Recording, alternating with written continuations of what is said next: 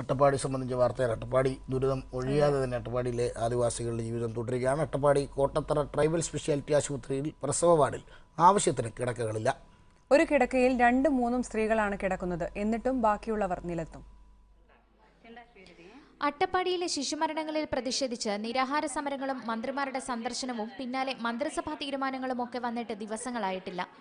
എല്ലാവിധ സൗകര്യങ്ങളുമുണ്ടെന്ന് മന്ത്രിമാർ നേരിട്ട് കണ്ടറിഞ്ഞ കോട്ടത്തറ ട്രൈബൽ സ്പെഷ്യാലിറ്റി ആശുപത്രിയിലത്തെ ഇപ്പോഴത്തെ അവസ്ഥ ഇതാണ്. പ്രസവ വാർഡിൽ അഡ്മിറ്റായിരിക്കുന്നത് 38 സ്ത്രീകളാണ്. ഇവരിൽ 32 ആദിവാസികൾ.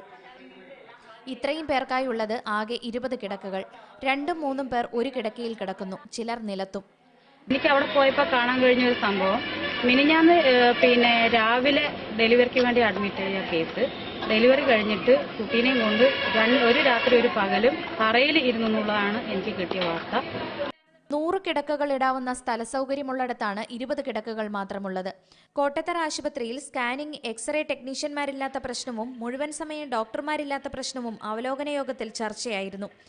കഴിഞ്ഞ ദിവസങ്ങളിൽ അട്ടപ്പാടി സന്ദർശിച്ച മന്ത്രിമാരടക്കമുള്ളവർ കോട്ടത്തറ ആശുപത്രിയിൽ സന്ദർശനം നടത്തി സ്ഥിതിഗതികൾ തൃപ്തികരമെന്ന് വിലയിരുത്തിയതായി ആവർത്തിച്ചിരുന്നു. എന്നിട്ടും പ്രസവ വാർഡിലെ അവസ്ഥ ഇതാണ്. ഏഷ്യാനെറ്റ് ന്യൂസ്, പാലക്കാട്.